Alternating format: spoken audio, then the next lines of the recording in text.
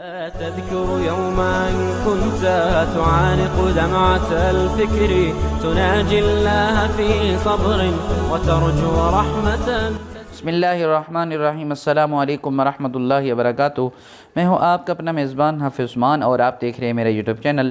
میں امید کرتا ہوں میرے دیکھنے والے تمام دوست احباب خوش و خرم ہوں گے اور میں دعا گو ہوں کہ رب ذوالجلال میرے دیکھنے والوں کو دنیا میں خوشیاں عطا فرمائے. اگر ابھی تک آپ نے میرے چینل کو سبسکرائب نہیں فرمایا تو جلدی کریں، چینل کو سبسکرائب کریں، لائک کریں، شیئر کریں اور کمنٹ ضرور کریں. کہتے ہیں کہ ایک طوطے اور طوطی کا گزر ایک ویرانے سے ہوا. جب وہ اس ویرانے سے اس گاؤں سے گزر رہے تھے تو طوطی نے طوطے سے کہا، دیکھیں نا کس قدر ویران جگہ ہے. تو طوطے نے کہا، یقیناً یہاں سے کسی الو کا گزر ہوا ہوگا، اس وجہ سے یہ ویران ہے. تو عین اسی وقت وہاں سے ایک الو گزر رہا تھا. اس نے طوطے کی بات سنی اور رک گیا اور کہا، لگتا ہے کہ آپ دونوں اس گاؤں کے اندر مسافر ہیں اور نئے آئے ہیں. کیوں نہ آج آپ میری طرف چلیں، ہم مل کر کھانا کھاتے ہیں، اس کے بعد گپ شپ بھی ہو جائے گی. تو الو کے اس محبت بھری دعوت کا انکار طوطا اور طوطی نہ کر سکے. دونوں الو کے ساتھ روانہ ہو گئے. جب وہاں پر پہنچے، کھانا کھایا. کھانا کھانے کے بعد جانے کی اجازت طلب کی طوطے اور طوطی نے. تو الو نے اس طوطی کا ہاتھ پکڑ لیا اور پوچھا، تم کہاں جانا چاہتی ہو بھائی؟ تو طوطی نے کہا، یہ بھی کوئی پوچھنے والی بات ہے، ظاہر ہے میں اپنے خاوند کے ساتھ آئی ہوں تو میں نے اپنے خاوند کے ساتھ ہی جانا ہے.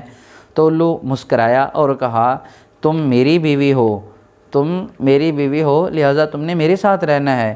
تو جب یہ الو نے بات کہی تو طوطے اور طوطی دونوں الو پر جھپٹ پڑے. آپس کے اندر بحث و مباحثہ شروع ہو گیا، تکرار شروع ہو گیا. جب بات بگڑنے لگی تو اس الو نے کہا، بھائی لڑنے کی ضرورت نہیں ہے، ایسا کرتے ہیں کہ ہم تینوں اپنا مقدمہ قاضی کے پاس لے کر جاتے ہیں. قاضی جو فیصلہ دے گا، قاضی جو عدالت جو فیصلہ سنائے گی، ہم اس فیصلے پر عمل کریں گے.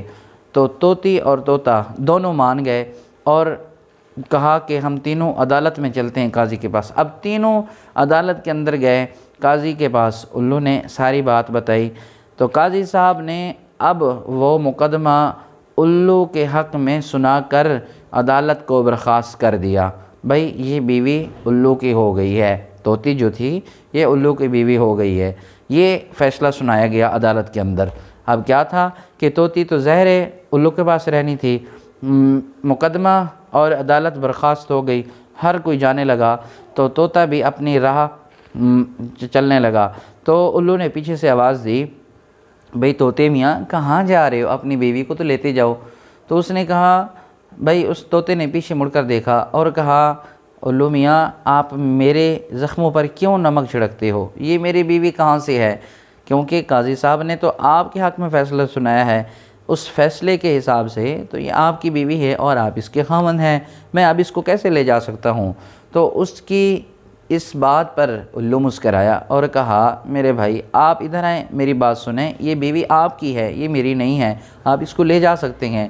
لیکن میں ایک بات سمجھانا چاہتا تھا کہ جب بستیاں، جب شہر ویران ہو جائیں، ان کو ویران کرنے والا الو نہیں ہوتا، بلکہ جب اس بستی سے، جب اس شہر سے انصاف ختم ہو جائے تو وہاں پر ویرانی آ جاتی ہے. جب کسی بستی کے اندر یا کسی شہر کے اندر انصاف ختم ہو جائے تو پھر وہ بستی اور شہر ویران ہو جایا کرتے ہیں. تو اس لیے ہمیشہ انصاف سے کام لیں، انصاف کو قائم کریں. انصاف سے ہی آبادی ہے، انصاف سے ہی یہ بستیوں کی اور شہروں کی آبادی ہے. اس لیے تو رب تعالیٰ نے قرآن کے اندر اعلان فرمایا، وَأَقِيمُوا الْوَزْنَ بِالْقِسْطِ وَلَا تُخْسِرُوا الْمِيزَانَ. ہمیشہ انصاف کو پکڑیں، ہمیشہ انصاف سے فیصلہ کریں، انصاف کے ترازو سے کام لیں. پھر دیکھیں کس طرح آبادیاں ہی آبادیاں ہوتی ہیں. پھر ویرانی کہیں پر نظر نہیں آئے گی، بے آبادی کہیں پر نظر نہیں آئے گی، ہر طرف ویرانی نظر نہیں آئے گی، ہر طرف آبادی ہی آبادی نظر آئے گی. میں دعا کرتا ہوں کہ رب ذوالجلال مجھے آپ کو اللہ اپنی اس سرزمین پر انصاف سے کام کرنے کی اور انصاف کی بات سننے کی اور انصاف کا فیصلہ سنانے کی توفیق عطا فرمائے. السلام علیکم ورحمۃ اللہ.